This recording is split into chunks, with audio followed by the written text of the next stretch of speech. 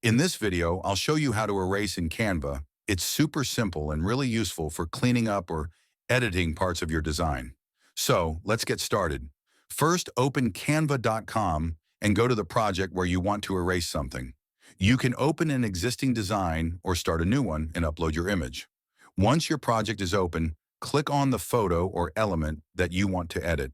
Now look at the top toolbar and click on Eraser. Here you'll see two options. The first one is Magic Eraser, which is available only in Canva Pro, and the second is Pixel Eraser, which you can use for manual editing. Click on Pixel Eraser and you'll notice a brush size slider. You can adjust the brush size depending on how detailed you want to be, a smaller brush for precise work, or a larger one for bigger areas. Now simply click and drag over the areas you want to remove, and you'll see those parts being erased right away. Take your time and clean up the image exactly how you want it.